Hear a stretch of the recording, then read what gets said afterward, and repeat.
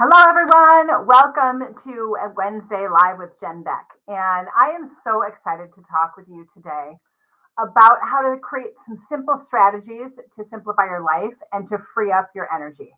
I had an amazing time yesterday at the Rise and Thrive event hosted by Strategic Benefits and HealthWorks, and it was just awesome. I got a chance to be able to share with the women in the room how we can create strategic self care and how that can truly be our edge to performance, productivity, but more importantly, peace, joy, and loving the life that we live. So today, I want to talk to you specifically to you if you've ever said, I'm just trying to keep up, right? I want you to know that you're not lazy, you're not broken, you're likely just overloaded. And so we're going to talk about overcoming overwhelm without hacks and hustle, but really simple strategic strategies, simple steps that you can be able to implement into your life that will help you to free up your energy and to calm your mind. You know, May is Mental Health Awareness Month. And so after I was done at the Rise and Thrive event, I went and presented at Jacobs Engineering. And we talked about how to use movement for our mental well-being and our mental health.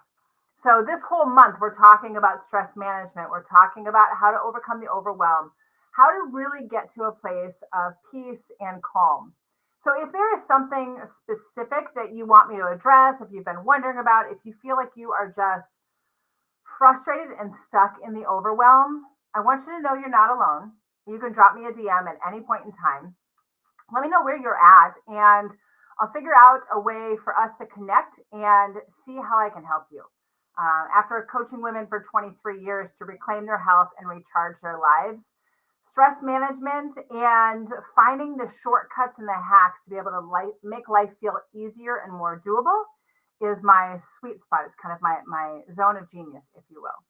So today I want to talk to you about overwhelm and you know why overwhelm happens in the first place.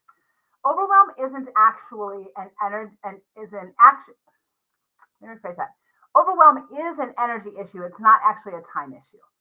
Many of us think that we are overwhelmed because we have 1,000 things on our plate and there's only 24 hours in the day and we don't have enough bandwidth. We don't have enough space to handle it all. And overwhelm shows up when we are carrying too much for too long, but it's not the right things. Does that make sense? So when you're constantly saying yes to all of the things, but your insides, your inner voice is like, oh God, I don't want to do this. One more thing. I don't want to do one more thing. I don't want to say yes to this, but I feel like I should, or I have to, or I'm supposed to, or I need to. Those are all words that when you have them going on in your head, that is your first sign that this is not something that is ideal for me to take on. Now, I'm not saying that you shouldn't ever take on something that feels like a responsibility. We have commitments to loved ones. We have commitments and responsibilities to our work, to our clients, to our teams. We have responsibilities, yes. And if we are screaming inside going, no, I don't want to do this, that is a red flag that we need to address it. We need to be aware of what is going on under the surface. And it might also be a place where we need to create a boundary because something about it is not working for us. Whether it's how it happens, our attitude around it, the energy we're going into it with, or what we're getting out of it. So you have one life to live. You're the only one that gets to decide how much joy and peace and happiness you get to enjoy in your life. And that comes from making decisions about what works for you. So that is a much longer conversation, but here's the thing I want you to take away from that. Just know that if you are inside going, I have to, I need to, I'm supposed to, or I that should be a red flag to stop and go, ooh, is there something here that needs to be addressed? Because it's draining your energy and it's leading to overwhelm. And when your battery drains faster than you can recharge it, you are on the fast track to burnout. If you can imagine our energy levels as kind of a pendulum, and there's three zones really. There's burnout, then there is momentum and the flow, right? This is where life feels like it's working. And then we have the other end of things where we are on fire and we're in survival mode. So if we have too much going out, we're overcommitted, we're multitasking, we are back to back everything. And as high achievers, like I know this one firsthand. I have the capacity to schedule myself to the hilt. And it feels really good looking at a full calendar. I'm getting so much done and I'm serving so many people and I'm helping so many people. And yet I am fried if I do that for too long. The other end of the spectrum, so that's survival mode. And when we're in survival mode, we get a little bitey. This is where, we get a little snappy, reactions happen, overwhelm, stress, just that kind of energy. And the most important thing I want you to remember is that it's not just you that is experiencing that. It's your spouse, your partner, your friends, your kids, and everyone else in your path gets the last of you, not the best of you. They get the reaction. It's like putting a lid on a pot of boiling water. That energy comes out sideways or it blows the lid off. That's when we're in survival mode.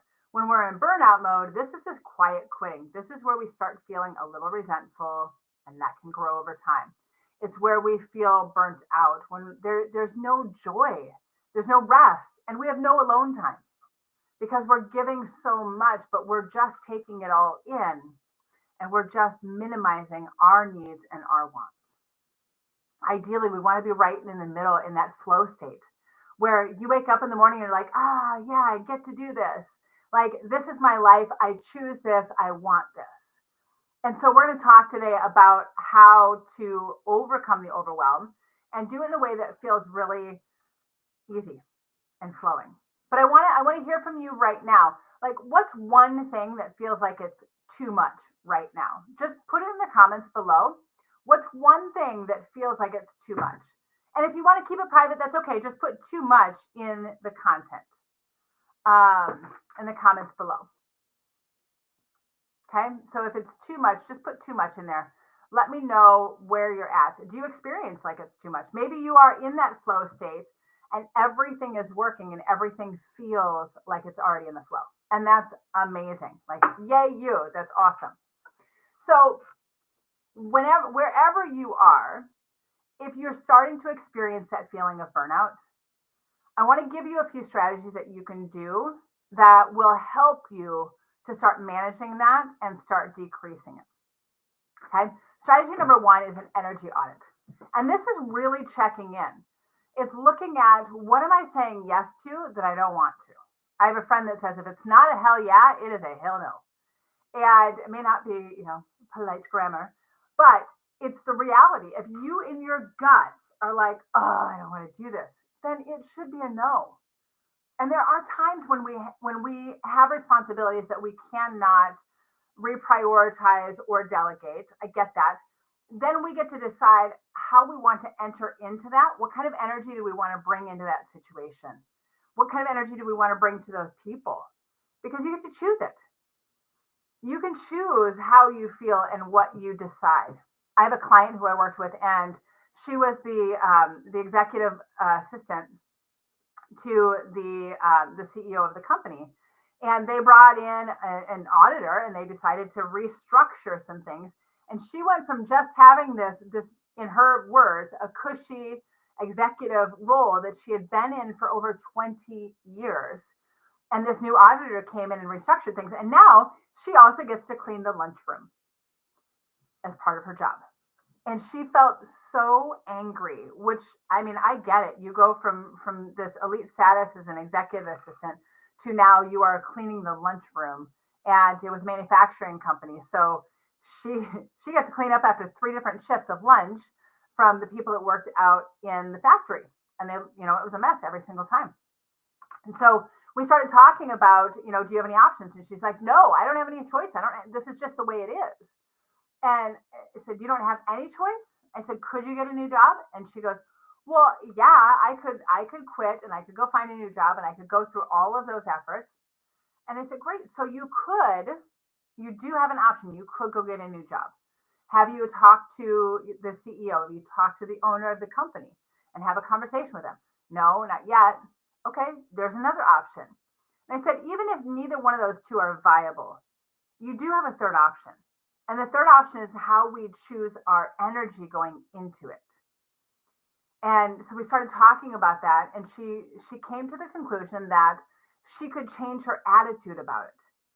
And a couple of things she came up with is one, it was her gift to the people that worked in the lunchroom because they worked really hard in the heat and didn't have the luxury of being in the air conditioned office like she did out every day. And she also enjoyed a clean environment when she wanted to go in and eat her lunch. So it was a gift to herself. Changing her perspective and making it a get to serve them and take care of her needs versus have to changed everything. And sometimes it's just that. But if we don't have the awareness of what is going on and what's not working, we don't ever get to the place of finding a solution. We don't ever get to the place of taking action because we're just going through the motions in that stuck space. So I really encourage you to do an energy audit and what's looking at in your life. What are all the things that you're doing? Which ones are bringing you joy? Which ones are weighing on you? And which ones are kind of neutral?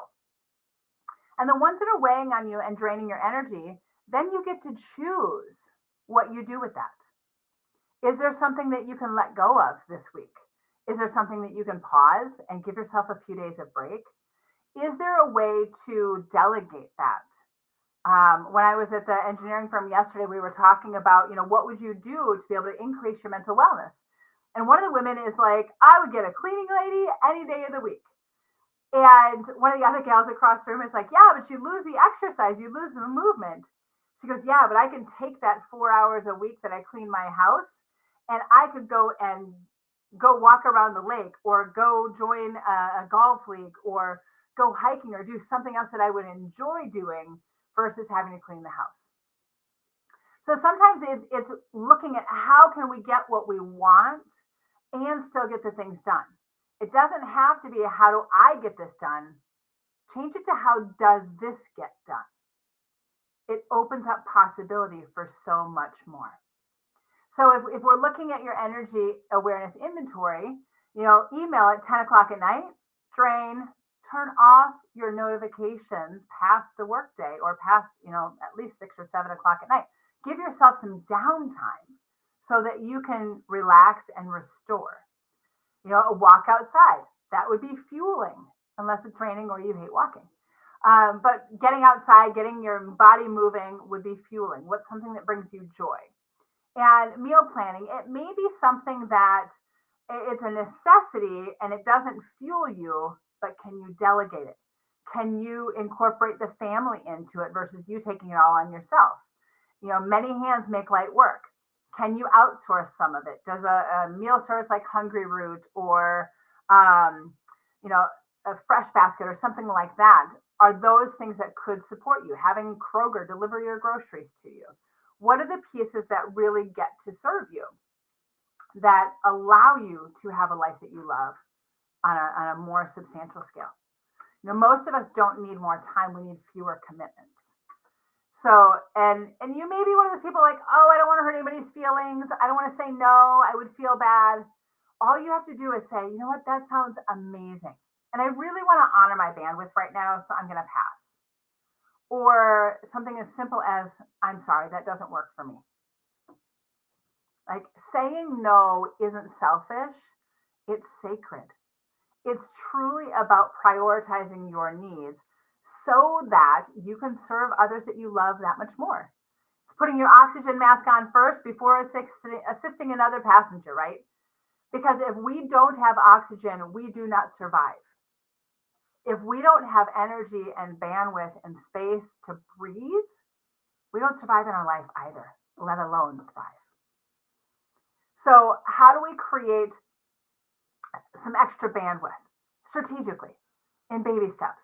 You don't necessarily need a 2-week vacation to feel better, or even a 2-hour bubble bath or a massage. You need like 2-minute little resets throughout the course of your day. Little baby steps. One of the things that I love to teach my clients is just an intentional pause. So just put your hands on your heart for a second and just breathe. Take a couple deep breaths, and you can set an intention to it. When you're breathing in, breathe in what you want to feel. I feel calm. I'm breathing in calm. I'm breathing in joy. I'm breathing in peace. I'm breathing in contentment. And then when you exhale, exhale stress, distress, frustration, anger, overwhelm, whatever it is that you're experiencing, like exhale that out of your body and then inhale what you want to feel. I have a client who did this and I coached her through how to do it, just like I am with you right now, and had her deep breathe, hands on her heart for just a couple of minutes, breathing out stress and breathing in contentment. And she did it that moment and literally within 3 minutes felt better. And she was in a really high intense stress at home and at work combined. And her partner was out of town on top of it. So it was like all of the things. And so she did this throughout the course of the day, and it brought her back to grounding. It brought her back to centering. It allowed her to have a clear mind, because when we get back into our body, we have the ability to calm the spin in our brain. And those micro minutes, they allow our nervous system to reset. They allow you to manage your stress so that you may get to a 4, 5, or 6 in your stress level, but you're not going to get to a 10. You're not going to get to a 12. You're not going to get to the point where you're walking around like, I'm going to kill somebody, or dealing with road rage, or reacting all over the people that we love most. So I'm curious for you, what's the first step that you can take today? Is it doing the energy audit and really looking at what's working for you, what's draining you? Put 1 in the chat for that if it's the energy audit. If it's the intentional no of saying no to something that doesn't serve you. It may sound good, but you may not have the energy bandwidth for it. Somebody may need you, but it doesn't serve you and it doesn't bring value to your life, and it will drain you and make you in a lesser state. That's a no. Remember, if it's not a hell yeah, it's a hell no. It's a hard no. Okay, so is it the intentional no? What are you saying no to? Or is it taking some deep breaths throughout the course of your day that you get to just pause, calm your body, calm your brain, so that you can step forward empowered and peaceful with more joy to be able to expend in your day. Okay, so I just want you to remember this. You are not failing. You're overloaded. And you're allowed to put things down.